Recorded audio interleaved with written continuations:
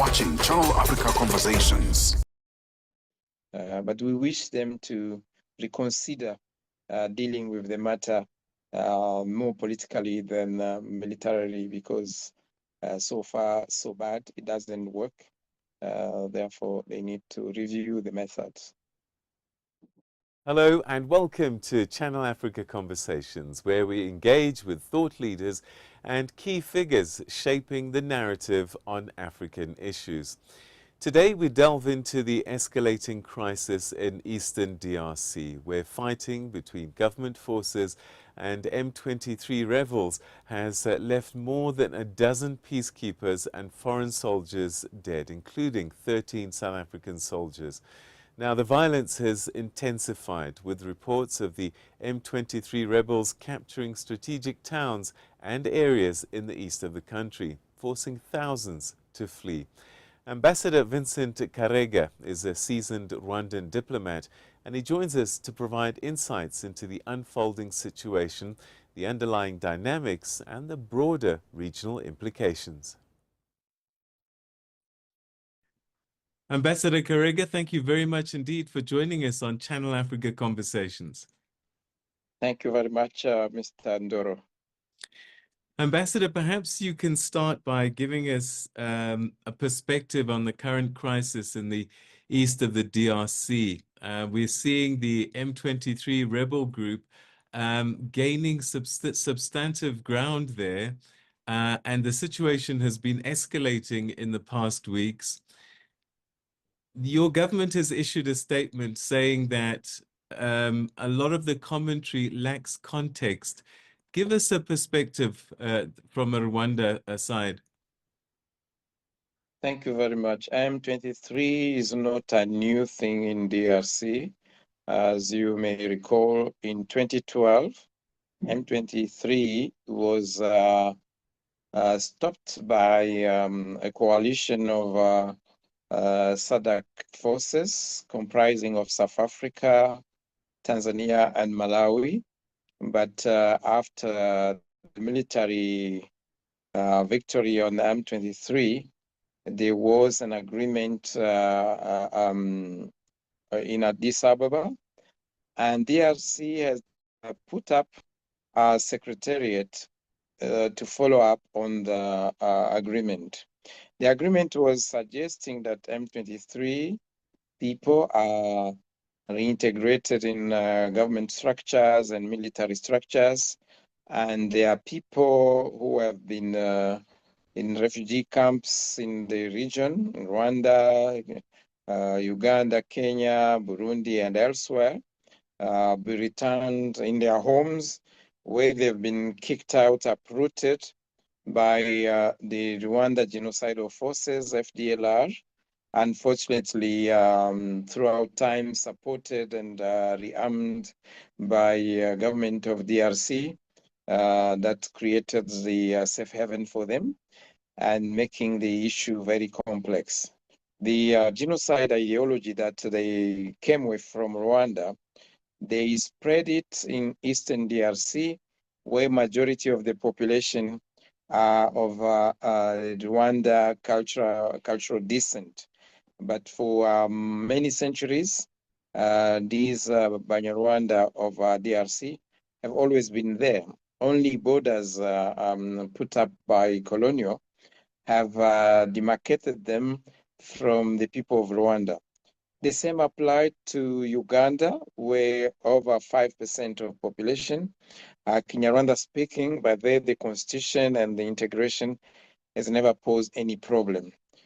Same as some people in Tanzania and even in Burundi, there are few Banyarwandas who are considered to be Barundi following the demarcation of borders. But in Congo, it has always been a crisis whereby sometimes the constitution accepts them, but after sometimes they are called infiltrators. They are called non-Bantu, and the rest of Congolese should be Bantu. They are stigmatized and always reminded that they should return to their roots in Rwanda, and violently So they have decided to take up arms. But the situation was exacerbated by that genocidal ideology, anti-Tutsi ideology, brought in DRC by the FDLR, who still have a plan as well to come and continue into Rwanda. So what they are doing in Congo is kind of helping themselves to be stronger and get a backup for completing the agenda of overthrowing the government in Rwanda. So that's how the story is. Congo was supposed to get in dialogue, resolve the issue of M23 politically, with the support of Addis Ababa first, and then Nairobi, and lately Rwanda. But for reasons unknown to anyone, DRC has chosen the route of war and has mobilized support from SADC, support from Burundi, support from European mercenaries, and all the other armed groups that were also treated as terrorist groups in DRC have been invited to join the army, and all targeting one common defined enemy, which is M23 and the Congolese Tutsis. So that's how bad and how complex the situation is. We continue to hope and believe that dialogue will resume so as to avoid this escalation and advancement of M23 in gaining geographical spaces and almost cutting DRC into pieces. Hopefully, Nairobi and Rwanda may resume with more political commitment for an inclusive and meaningful dialogue. You've said quite a lot there, and I want to unpack some of it. Let's start with the origins, ethnic origins of the M23. You talk about the fear of this genocidal tendencies being perpetuated. Do the M23 form a buffer for Rwanda against that kind of genocidal tendency? They form a buffer for themselves because they've been uprooted from the Masisi, Ruchuru, the surroundings of Goma, which is their traditional home. And that home has been occupied and controlled for the last 3 decades by FDLR, which are Rwandans, but so well accepted and integrated by Congolese at the expense of throwing out the indigenous populations of now represented by M23. But also on top of M23, we cannot ignore and neglect the IFC, which is the Alliance for Congo River, another opposition armed movement contesting or challenging the government in Kinshasa for bad governance and so on. So it's a coalition. And I must also say that in the South Kivu, the Banyamulenge, who are also Tutsis, but from the south, not the North Kivu, are being threatened and also have some resistance armed groups that are currently fighting or resisting the national forces that have been so discriminatory and really sidelining and deciding to get rid of Tutsi people. They bought in that ideology from FDLR for reasons no one can understand, because Congo is not in short of space. Congo has got so many ethnic groups, so one ethnic group cannot be a major issue and a problem, but they've decided to make it a big deal. This question keeps coming up, and the narrative is, and the UN have said it, that Rwanda is supporting the M23 rebels, and that likely without that kind of support, they wouldn't be able to make the advances that they're making at the moment. What Rwanda does, Rwanda has strengthened its protection of borders because although FDLR and the Congolese army and allies are targeting M23, but in the end, the ultimate goal of FDLR is definitely to get back Rwanda. So in prevention, Rwanda has been on the border. And the fact that M23 speak Kinyarwanda and most of their recruits come from refugee camps in Uganda, in Rwanda, and Kenya. Definitely, they look Rwandans, they speak Kinyarwanda, and it's so difficult to not associate them with Rwanda or Rwandans, and therefore it is as if they are fighting with Rwanda. It's also ideological to say that it is Rwanda fighting, so that the war looks like a foreign invasion rather than internal dispute. So can you say then categorically that you're not supplying arms, you're not supporting the M23 rebels militarily, either through arms or through advice? We keep our arms for our own protection, not far from the border and the war zone. They have their arms because most of the M23 were part of the FARDC uh, in DRC. So when they defected from the army, they went with arms, and throughout their fight, they continued to gain ammunitions and arms. Even today, by taking over Goma, they have also taken the warehouses of SADC, of all the forces, the allies, including the national forces. So they are very much armed, and they've been acquiring those arms throughout. They don't really need Rwanda to supply them arms. Even though Rwanda could supply them, how could Rwanda supply arms that supersede MONUSCO, SADC, and the National Army of DRC, including the support of the Burundian army, and so on. So people are looking for a scapegoat, and that's where we say instead of looking in the real issues, the narratives are leading people into looking in somewhere else rather than to the real problems that could even be easier to resolve if understood and owned by Congo primarily, and the region and the global setup.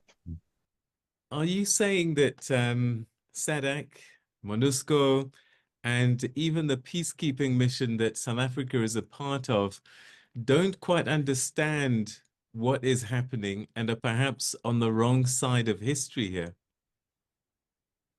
They don't, and it will take time for them to understand. Otherwise, they could not take arms and fight poor citizens of Congo who are fighting for their rights of survival, and they have in front of them a coalition, an international coalition of official armies and militias and ethnic and genocidal forces.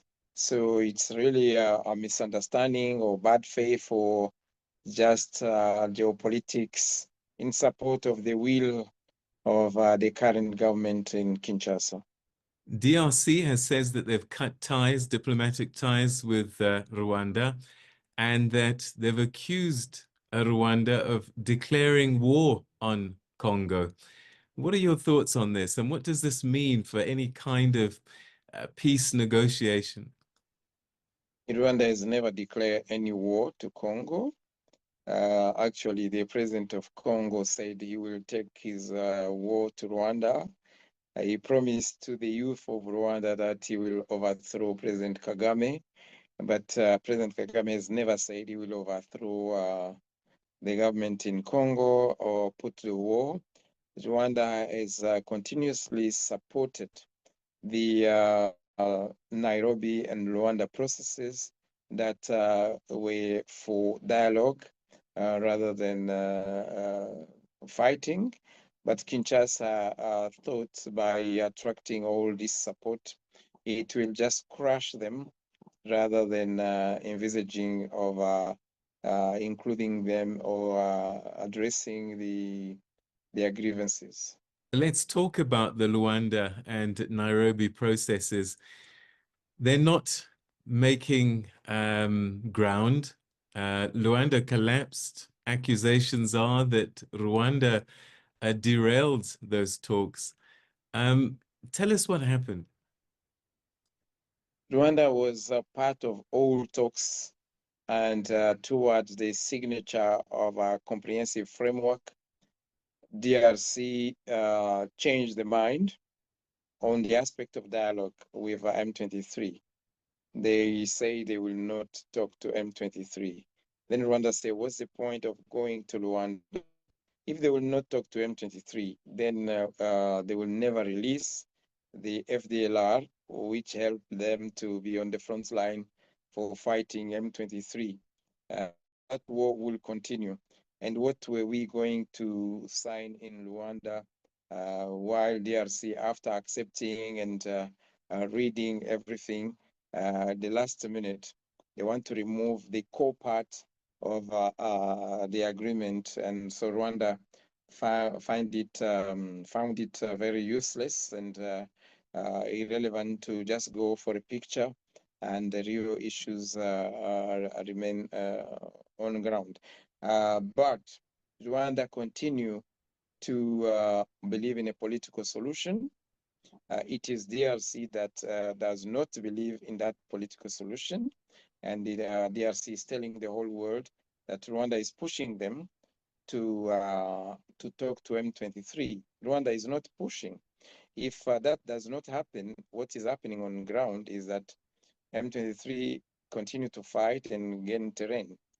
If when M23 only had the village of Bunagana, DRC did resolve the problem through dialogue or utilize the mechanism that it had itself created in Kinshasa, the secretariat on the follow-up of the Addis Ababa agreement since Kabila's time, then there could be no problem. And as you know, on that broad mechanism, UN, South Africa, as a witness, were encouraging DRC. Meetings took place in Kinshasa 2021 or 2022 to foster the implementation of the Addis Ababa arrangement. But a few months later, DRC decided to attack them in their fiefdom of Runyoni and Chanzu in the mountains in North Kivu, and now declaring them to be foreigners. And those other Banyarwanda in the army or in the administration are also stigmatized and threatened. Some have been killed, others jailed for being infiltrators and originating from Rwanda by their face and language. If you then say that you're not supporting M23, Congo has said that you've declared war through the M23. It's clear that the situation is escalating. M23 very well armed and taking cities like Goma. Are you fearful as Rwanda that this could be a conflict that actually does cross your border and becomes a full-scale war with Congo? It is already crossing borders. Some of the bombs have been dropped into Rwanda and so on, but Rwanda will not go into war. We try our best to protect our borders, and we continue to push for that dialogue. Congo continuing to say that it is Rwanda, it is a way of definitely attracting help that they have been invaded, but the reality, the fact of the matter is that the three are Congolese fighting right and should be listened to. We don't physically support them, but we understand their cause and their issue, especially that in their victimization, they associate them to be Rwandan. And when they are pushed out, the destination that they want to send them to, refugees camps in Rwanda and in Uganda. So either we like it or not, this problem is it is a big concern to us as well. Plus that genocide or ideology that we've been fighting in Rwanda that continue to roam around in the region. It is quite complex and a challenge to the stability and security of Rwanda and the whole region as a whole. Yeah. What kind of engagements have you had with Burundi and Uganda in particular, and generally Great Lakes, and maybe even the African Union to try and resolve this conflict? With Burundi and DRC, we are all together members of the East African community. And out of the East African community came up the Nairobi dialogue, whereby even M23 at once were associated with alongside other foreign and domestic armed groups. And later on, DRC refused the intervention of the military intervention from East African community because they thought they were not fighting as required by Kinshasa, the M23. They were a peacekeeping and actually they made good progress by convincing M23 to go back and promising them that dialogue will take place. But then Congo itself got out and kicked out the regional forces. Then African Union appointed President Lorenzo of Angola to continue that dialogue beyond East African community. It started very well, and so many MOUs and statements were issued, progressing towards that normalization of relations with Rwanda on the issues of FDLR, their disarmament and engagement with M23 to avoid that spillover into Rwanda and the region. But the last minute again, DRC said over their dead body, they will never negotiate with M23. Ambassador, President Kagame and President Museveni have a long history together. They go back a long, long way, soldiers in arms. Mm-hmm. Can they not have, as powerhouses in the region, a conversation to try and resolve this? Yeah, they were all key stakeholders in the East African resolutions, and Uganda has deployed its army to deal with ADF, another terrorist group up north in the Kivus towards Beni, Butembo, near the border of Uganda. And ADF, as you know, has terrorized in Uganda and continue to do havoc in DRC. So Uganda has been very well on board, and Uganda deployed also units in the regional force, but DRC rejected the EAC forces and chose to attract in SADC forces and handpicked Burundi of all the East African community rather than working with the regional bloc. Another narrative that's playing out is that at the heart of this conflict is the minerals that the DRC has, and that a lot of the regional players, countries, including Rwanda, have an interest in the minerals, and this is probably why this conflict is unlikely to be resolved. Your thoughts? Rwanda has got minerals. Rwanda is interested in minerals. Rwanda is a platform for trading and value addition to minerals. In times of peace, Rwanda gets more traders from DRC bringing in minerals to Rwandan traders. In terms of war, it's much more complicated. So it's not through war that Rwanda can trade better. We trade better during peaceful times. And Rwanda, like any other African countries, we don't have a full capacity to invest and exploit in a relevant manner our minerals. We have a whole a policy to attract foreign investors in the mining in our own country. So how come that the capacity that we lack at home, we're going to export it or utilize it in DRC? Then the way people talk of those minerals in Congo, it is true Congo has got minerals like South Africa, Zimbabwe, and many African countries, but you know that you don't just walk in a mining site and you start picking minerals as if laid on the ground. You have to have geologists, you have to map them out, you have to bring in equipment, you have to have enough electricity and water to dig, wash, crush, put the concentration to level. Mining is an activity that if you want 10 millions out of mining, you invest at least 4 or 5 millions. So it's not a straightforward activity that few soldiers from left or right will go and pick.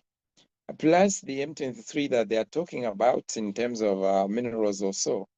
I think those minerals have been exploited by corrupt officials of Congo in collaboration with FDLR. Most of the M23 people are farmers and cattle keepers with very limited and little knowledge in the mining sector. And I tell you, the geological map of Congo, where the low-hanging fruits in mining are, is in the province of Katanga, where investments since colonial times have led to Jeka mines and semi-industrial and industrial mining, where you can quickly harvest and get the money, but that's not where the war is taking place. All the mines in northern Kivu are artisanal mining that cannot make anyone rich over 1 year or 2 or even 5. So Rwanda or M23 or anybody fighting there, I wonder if they have time to fight and time to explore, exploit, and process minerals for wealth creation. Perhaps as a final question, in your view, what needs to happen? Who needs to be sitting at the table to bring peace so that millions of people can feel safe and that many, many lives are saved? Government of Congo must own up to this problem, and they must swallow their pride and see it with their citizens behind M23 and IFC, and deal with their grievances through a political mechanism. If it is difficult to do it on their own, they can seek for regional or UN support to get to that. That's the best way. If they continue to choose fighting, then they should not cry fool when the ones they are fighting are probably fighting faster and better, and therefore it leads them to suspect them of having support right and left. They have all the supports of the world, but they can't make it. So it's natural that they find a scapegoat or a rationale or explanation over their failure. But we wish them to reconsider dealing with the matter more politically than militarily, because so far so bad, it doesn't work. Therefore, they need to review the methods. Ambassador Karega, it's been a pleasure talking to you. Thank you so, so much indeed for joining us on Channel Africa Conversations. Thank you. That's kind of you. Bye.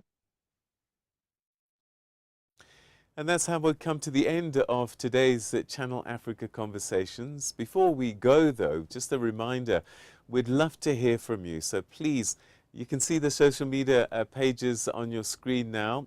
Contact us. We'd love to hear what your thoughts are on what you've seen and what you've heard, and also what kind of conversations you'd like us to have in the future and with who. So start right here on the comment section and share your thoughts with us. And we'll see you next time. Until then, take care.